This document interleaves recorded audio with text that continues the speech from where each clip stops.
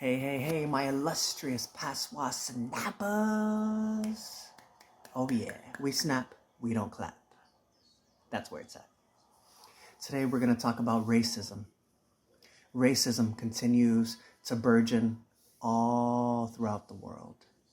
It is burgeoning, it is blossoming. People are changing consistently every day. But one thing that has not changed throughout time is racism. What can we do to put ourselves in a better position to thrive in the world? Why is the world so blatantly confused with racism, with color, with who they are? Why are we so confused with who we are? I want you to really think about racism and why it still continues to flourish throughout the world.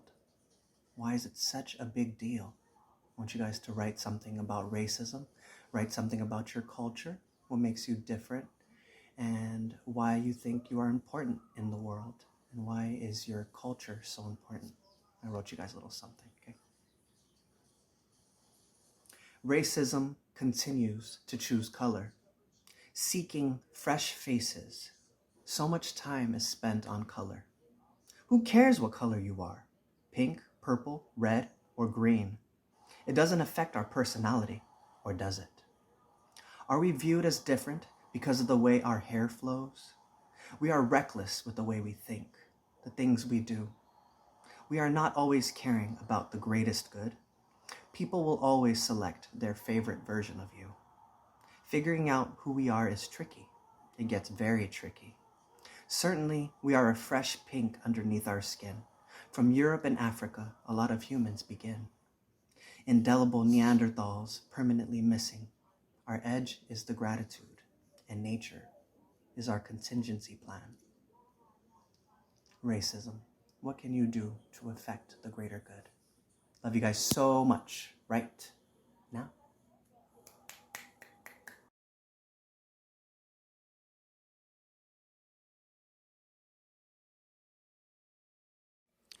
On June 17th, 2015, Dylan Ruff walked into a midweek Bible study. He sat and prayed with the church members before pulling out his gun, killing most, and allowing one to live. After the incident, he was found and arrested peacefully. When Dylan Ruff killed 9 innocent black people, we did not question his God.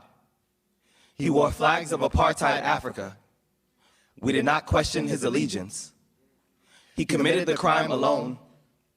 We did not question his people. When Adam Lanza shot a classroom full of first graders at Sandy Hook Elementary, we did not ask him to leave the country. When Timothy McVeigh killed 168 people in Oklahoma, we did not call this a crime against every American. When the KKK killed thousands of black people, while swearing to uphold Christian morality, we did not ask them to remove their robes.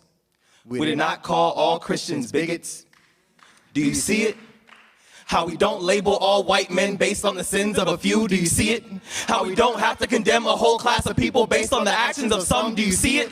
How all the names are different, how all the faces are different, how all the people are different, therefore, we should not condemn all Muslims for the radicalism of a group. If you want to persecute ISIS, go ahead, but to persecute ISIS is to persecute those that gave them power. To persecute those that gave them power is to persecute the U.S. government. Do your research. Islam is not synonymous with terror. It is literally submission, it is devotion, it is peace. Terrorism is actually forbidden, and jihad does not mean holy war. It means struggle, it means survival, it means standing face to face with everything that wants to put you in the ground and choosing to be alive. Do your research and stop listening to CNN. Stop trading humanity for hypocrisy. Stop staring at Muslims in the airport. Stop letting your fear drag you into ignorance. Stop supporting billionaire Republicans who want to scare you into murdering the innocent, and start supporting leaders who speak peace in their native tongue. Instead of burning down the mosque, burn down the walls around the pulsating muscle in your chest and realize that we all have one. And lastly, as the customary greeting goes, Assalamu alaikum, peace be upon you.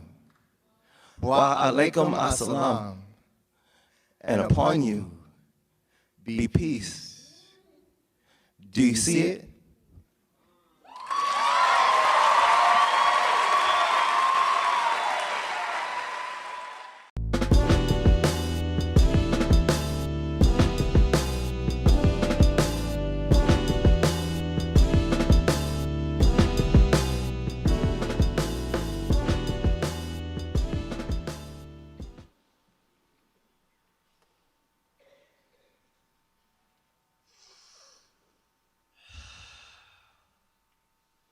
I heard he was 14. Heard he wasn't from around here. Heard he had eyes like mine. Heard he was known for being mischievous. He was mentioned quite a bit in the paper. You ever seen this boy before? We ever see him around? Heard he was visiting family. I wish I could put a face to that name. Those black boys do tend to get themselves into trouble. We do whatever we can to stay out of trouble. Well, his mama should have warned him. Getting lost after sundown is a death sentence. We won't rise again the next day.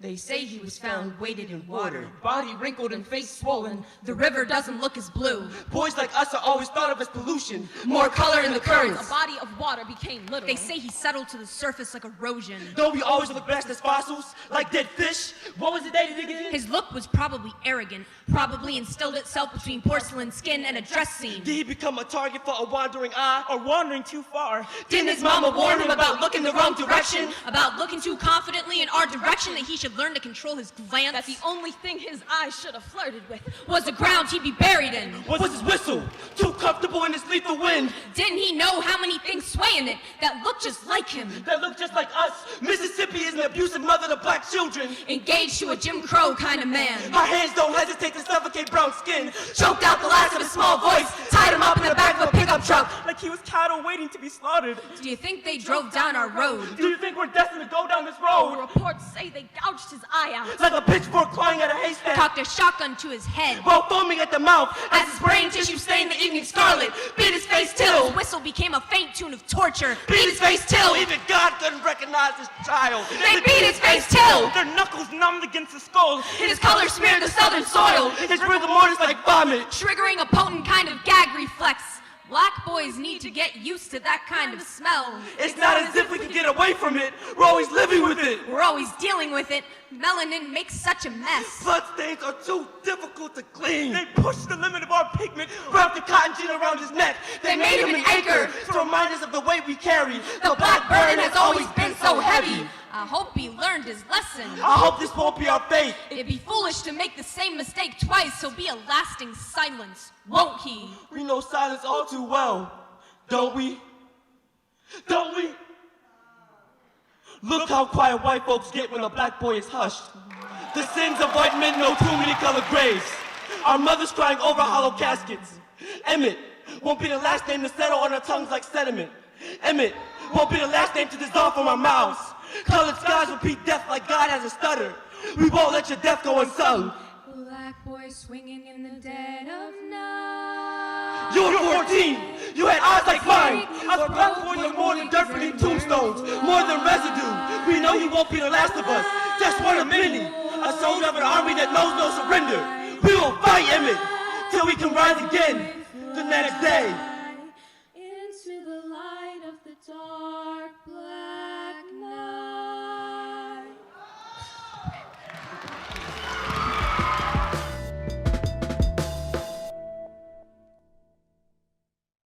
At the age of 7, my family immigrates from Zimbabwe to Aotearoa.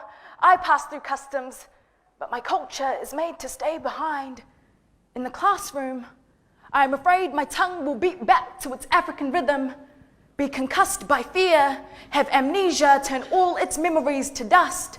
Yesterday I was African, today I am lost. Maybe I was blinded by the neon sign of opportunity. The best way I know how to share the perspective of those I represent as a black immigrant woman is through my writing. So I make poetry and I decide to send it to the man who sat behind me on the train last week, who had the audacity to touch my hair without asking. I didn't say anything, which is crazy because I almost always have something to say. But in that moment, like my split ends, my mouth was almost too dry to speak.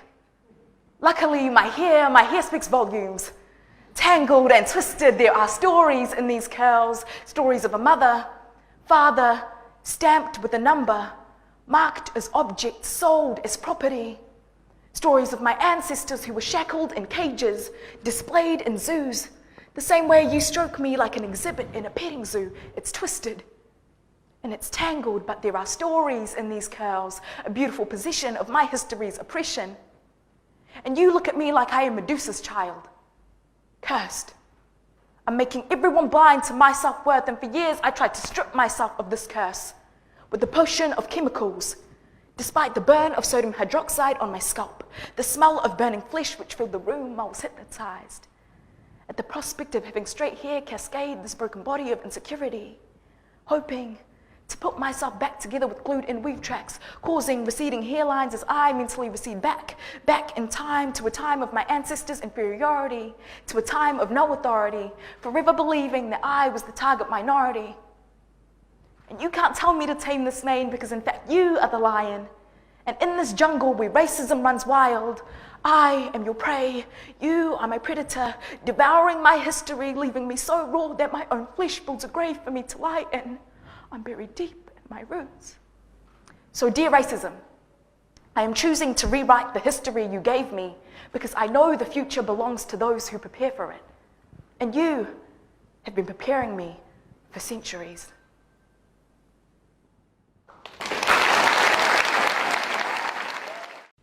It's cruel, it's mean, it's wrong. Yes, it's racism, and I'm here to make a change. Good morning, parents, judges, and students. My name is Aisha, and today I'm going to be talking to you about what racism is, whether you get more or less racist as you grow up, and what you can do to help. Racism is one of the biggest problems in our world right now, and it really shouldn't be. So what exactly is it? Racism is when people are treated unfairly because of their race, culture, or religion, and it's a problem everywhere. It is strictly illegal to treat someone racistly. Most of the time, the racist feels their race is more superior to the other. Racism comes in many different forms. It can be bullying, written or verbal threats, or vandalism like graffiti or damage to property. And sometimes, racism can be physical assault. Racism can happen anywhere, even at home. A survey of 2,380 people aged 13 to 17 showed that 89% of them had either experienced or witnessed racism. 43% of it was at school, and 33% of it was online in the form of cyberbullying. And the other 13% were just scattered everywhere else. But those are the two places racism occurs most, school and the internet. So why are people racist? Is it just DNA, a fear of differences that we're born with and can't control? Or is it how we grow up and what we're exposed to? Does our own experience, whether positive or negative, decide how we'll treat others? So the big question is, why? We're not born racist, or are we? Take me, for example. 6 different schools, 4 different countries, and I've never felt different, but my parents have. Wait, so it is adults who are more racist, and it's not something we're born with. There was only one way to settle this. A survey that would take the best out of both worlds, kids and adults. I surveyed 17 of my classmates first and asked them all the same question. Do you think people get more or less racist as they grow up? 70.5% of them said that you get more racist with age. All of the reasons were very interesting. Most of them said that it was because adults are more critical and judgmental of others, which personally I agree with completely.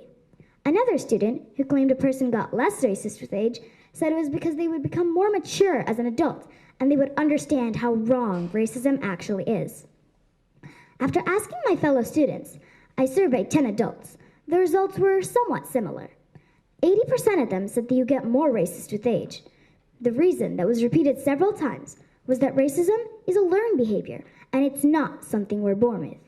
For example, if you lived in a non-racist environment, you would just naturally be less racist, or the other way around. Now that you know what it is, you have to do your part to help people cope with racism. And it's so simple. It can be a little comment just to cheer them up. But the most important thing is to never stand by. Tell the racists they're wrong. Nobody has the right to be treated this way, and it's your job to make sure of that. If you want to crank it up a notch, you can participate in community anti-racism protests. Just remember, though, that no matter how little it is, help is always appreciated. There's only one race, humanity. As Abraham Lincoln said, achievement has no color, and he's absolutely right. Do your part, make a change. Racism might not be over, but I'm definitely over racism.